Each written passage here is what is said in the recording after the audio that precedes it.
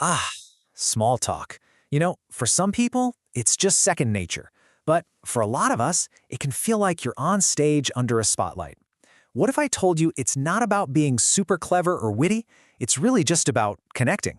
So let's dive in and turn those awkward silences into some really great conversations. Oh yeah, we've all been there, right? That pause that just stretches on forever and your mind is just blank, scrambling for anything to say. It's a totally universal feeling. But the great news is it's a skill. And like any skill, you can get really good at it. Today, we're going to build a toolkit that will have you walking into any room ready to chat with confidence. So here's our game plan. First, we're going to figure out what small talk really is.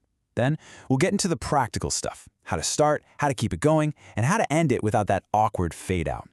And we'll finish up with your very own social toolkit. All right, let's kick things off with Section 1, Decoding Small Talk. Before we get into all the how-tos, we really need to understand the why. Because, trust me, small talk is about so much more than just filling dead air. So what is it really? Well, at its heart, it's a social tool. It might be a chat about, the weather or the coffee, but the topic itself isn't the point. Not at all. The real goal is to build a little bridge between you and another person. It's all about signaling, hey, I'm friendly, and making everyone feel a bit more comfortable. It's about the warm tone and the good intention behind the words. Okay, so we know the why. Now, how do we actually begin? Let's jump into Section 2, Breaking the Ice. This is all about making that first move, that crucial first step to politely kick off a conversation without feeling like you're interrupting. The secret? It's not really a secret at all. Just look around you. You and the other person are already sharing something. The same room, the same event, the same experience. That shared context is your golden ticket. You don't need some brilliant opening line. You just need to notice what's happening right there with you. Let's put this into practice. Picture yourself at a conference. An opener like this. This is a great event, isn't it? It's just perfect. Why? Because it's simple, it's positive, and it invites a super easy yes. It's a low-pressure way to just open the door. And here we go, a perfect response. The person agrees, which builds that instant rapport, and then they add a tiny new detail. The coffee is surprisingly good. That little bit of information is a gift. It gives you something new and easy to talk about. And just like that, you've got momentum. Okay, you've broken the ice. Fantastic. But now, how do you keep the conversation going? That brings us to Section 3, Keeping it Flowing. This is all about the art of the back and forth.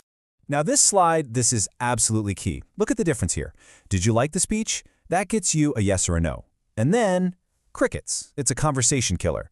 But asking, what was your favorite part of the speech? That invites a story, an opinion. You're showing them that you actually value what they think. And that is the bedrock of any real connection. Here is a classic conversation starter in action. Asking, so, what brings you to this conference? Is so good because it's polite, it's totally relevant, and it puts the spotlight on them in a really comfortable way. You're inviting them to share a little bit about themselves. And this is how you keep the ball in the air.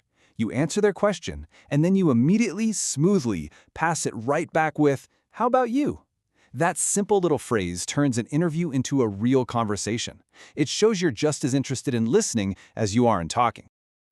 Every conversation, even the best ones, has to end eventually. And that brings us to a part that trips a lot of people up. Section 4, the graceful exit. Knowing how to end things smoothly is just as important as knowing how to start. The key here is a really simple 3-step formula. First, you signal the end is coming with a warm phrase. Second, give a quick, polite reason for leaving. And third, always end on a positive note, wishing them well. It's clean, it's clear, and it leaves everyone feeling good about the interaction. So let's walk through it. You start with that warm closing signal, something like, it's been a pleasure chatting with you. It's friendly, it's genuine, and it clearly lets them know you're about to wrap things up. And here's how you stick the landing. You state your reason, I'm going to grab a drink, and then you end on that high note. Hope you enjoy it. See how smooth that is? No fumbling, no awkward trailing off, just a confident and polite conclusion. All right, we have covered so much ground. Let's pull all these ideas together into one final, powerful toolkit you can take with you to your very next party, meeting, or event. Think of this as your cheat sheet for pretty much any social situation. And if you remember anything, remember this. The goal is connection, not perfection. Find something you share, ask those great open-ended questions, and really listen to the answers. And honestly, never, ever underestimate the power of a simple, genuine smile. It's the most effective conversation starter in the entire world. So you see, small talk isn't some big, scary test you have to pass. It's just a simple human way to connect with the people all around you. So the question isn't if you can do it anymore, it's what friendly connection are you going to choose to make today?